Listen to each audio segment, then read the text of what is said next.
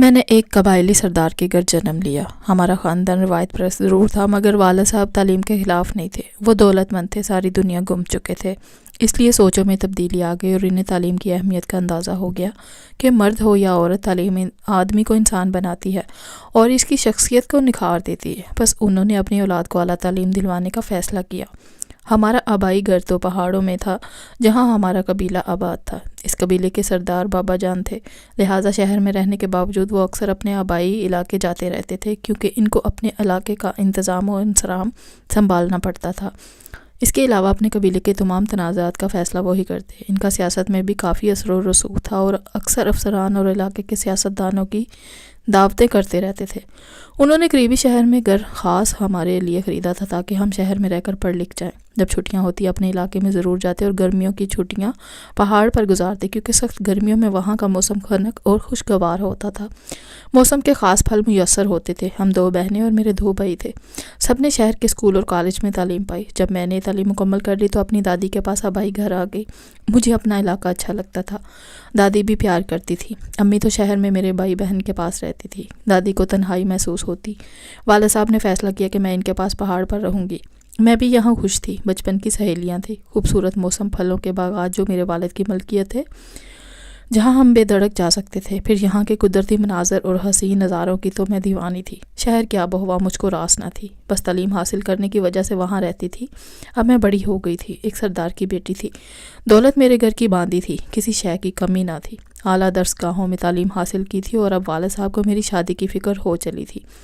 اگرچہ میرے لیے رشتوں کی کمی نہ تھی، کیونکہ میں خوبصورت تھی، بلکہ پہاڑوں کے دامن میں کھلنے والا وہ خوبصورت پھول تھی کہ جس کی چاہ بڑے بڑے دولت مندوں کے جوان سال بیٹوں کو تھی۔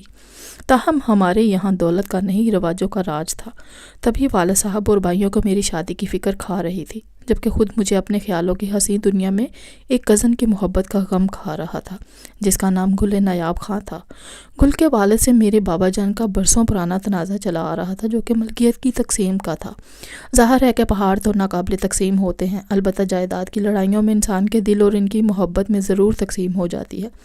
ایک روز والد اور بھائیوں نے مل کر باہم یہ طے کر لیا کہ میرا رشتہ اسد یار خاں سے کیا جائے، کیونکہ اس کے والد کی بھی گل نایاب خاں کے باپ سے پرانی دشمنی تھی۔ تبھی بابا جان نے یہ فیصلہ کیا کہ ہم 2 قبائل مل کر ایک ہو جائیں تو اپنے دشمن کی طاقت کو توڑ دیں گے۔ میں ایک تعلیم یافتہ لڑکی تھی اور والد صاحب کے اس فیصلہ کا سبب اور اس کا تجزیہ بخوبی کر سکتی تھی۔ مجھے اپنی ذات اور اپنے خوابوں سے پیار تھا، یوں ان کی مصلحتوں پر اپنی مسرتوں کو قربان نہیں کرنا چاہتی تھی۔ میں تو اس عمر میں تھی جب لڑکیاں سنہرے خوابوں اور نخیز جذبات کی پجاری ہوتی ہیں۔ رواج کا ہر ستم سہنے پر تیار تھی، مگر اس ظلم کو برداشت کرنے پر آمادہ نہ تھے کہ محض قبیلے کا زور بڑھانے کی خاطر میرے سندر خوابوں کا قتل عام کر دیا جائے۔ اپنے باپ کے سامنے بولنے کا تو مجھ میں یارہ نہ تھا، لیکن بڑے بھائی کے سامنے بولنے کی جرأت ضرور کی تھی، کیونکہ ہماری عمروں میں 2 ہی سال کا فرق تھا۔ میں نے کہا تھا، سلیم خان، تم ہی سوچو، میں تعلیم یافتہ ہوں اور میرے دل و ذہن کی بھی ایک الگ دنیا ہے۔ اس جہاں رنگ و خوشبو کے دستور دوسرے ہیں۔ میری شادی کے فیصلے میں کم از کم میری رائے تو لینی چاہیے۔ اس نے جواب دیا کہ بی بی جان، تم ایک عورت ہو اور ہمارے یہاں عورت کا فیصلہ کانچ کے کھلونے سے زیادہ وقت نہیں رکھتا۔ ہمارے رسم و رواج پہاڑ جیسے اٹل ہیں۔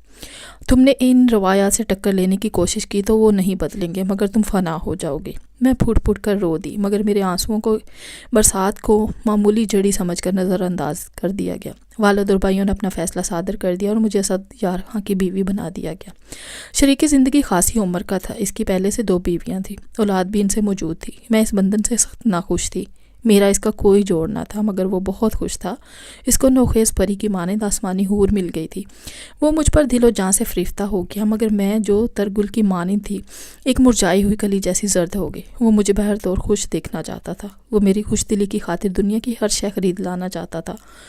مجھے خوش دیکھنے کے لیے اسد یار خان نے روپیہ پانی کی طرح بہا دیا۔ میرے چہرے کو گلاب سا دیکھنے کی آرزو میں کوئی جتن نہ چھوڑا، مگر وہ میرے دل کی خوشی کو نہ خرید سکا۔ خوشی تو اس میں تھی کہ وہ مجھے آزاد کر دے، جس کا اسے علم ہی نہ تھا۔ وہ مجھے ساتھ لے کر یورپ کی سیر کو گیا، نگر نگر مسیر تفریح کرائی، مگر میرا من اندر سے روتا ہی رہا۔ انہی دنوں اسد یار خان تجارت کی غرض سے بیرون ملک گیا تو میں نے اکیلے میں سکھ کا سانس لیا۔ ادھر سنا کہ ہمارے علاقے میں گل نایاب خاں کا آنا جانا شروع ہو گیا ہے۔ اس کا ایک بچپن کا دوست یہاں قیام پذیر تھا، جسے ملنے کو آنے کا بہانہ تھا۔ اسد یار خان کے رشتہ داروں نے سوچا کہ دشمنی کے باوجود گل نایاب کا دشمن کے علاقے میں آنے جانے کا کیا مطلب ہے۔ پہلے تو وہ سمجھ نہ سکے کہ اس کی وجہ یہ ہے کہ وہ دل کے ہاتھوں مجبور ہے۔ بظاہر وہ دوست کی چراگاہ میں پہاڑی ہرن کا شکار کرنے آیا تھا، لیکن اس چراگاہ کے پاس ہی ہمارے پھلوں کے باغات بھی تھے۔ ایک روز جب میں باغ میں سیر کی غرض سے گئی تو شکار کے بہانے سے آنے والے شکاری نے اس گائل ہرنی کو بھی دیکھ لیا کہ جس کے دیدار کی اسے پیاس تھی۔ دونوں کی نگاہیں ملی تو دل کا زخم شدت سے ہرا ہو گیا۔ یہ زخم جو پہلے سے موجود تھا، اس پر ہر مرہم بیکار رہا۔ یہ گاؤ اچھا ہونے والا نہ تھا۔ مجبوری کے احساس نے اسے اور بھی گہرا کر ڈالا۔ اب صبر کی بجائے بے قراری بڑھنے لگی اور ہم ایک ملازمہ کے توسط سے انجام بے خبر ملنے لگی۔ بہت رازداری برتی، مگر پھر بھی زمانے کو خبر ہو گئی۔ میری سوتنوں کے بچے جوان تھے، وہ ہمارے دشمن ہو گئے۔ انہوں نے ملازمہ پر سختی کی تو خوف سے اس نے راز کو اگل دیا۔ اب میری زندگی کا چراغ گل کرنے کو ملازمہ کا بیان کافی تھا۔ کچھ ماہ بعد جب اسد یار خان لوٹا تو اس نے اس معاملے کی باز گشت سن لی۔ وہ خود مجھے اپنے ہاتھوں سے ہلاک کرنا نہیں چاہتا تھا، لہٰذا خط لکھ کر میرا فیصلہ میرے بھائیوں پر چھوڑ دیا۔ جب بھائیوں کو اس کا خط ملا، وہ غیرت کے مارے آپے سے باہر ہو گئے اور میرے قتل کی تیاریاں شروع کر دی۔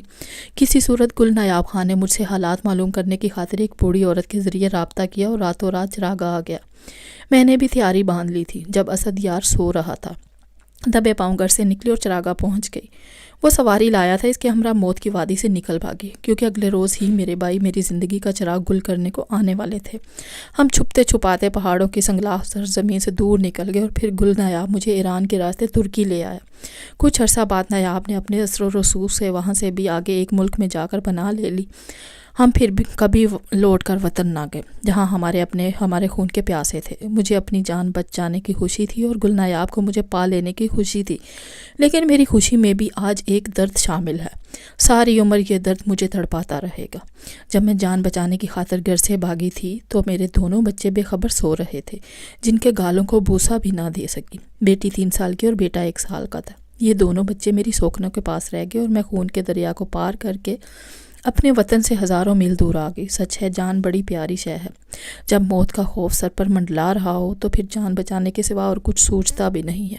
اب سوچتی ہوں نہ جانے میرے بچے کس حال میں ہوں گے اور وہ اپنی ماں کے بارے میں کیا سوچتے ہوں گے۔ مزید اچھی سٹوریز کے لیے پلیز میرے چینل کو سبسکرائب کیجیے، لائک کیجیے اور زیادہ سے زیادہ شیئر کیجیے۔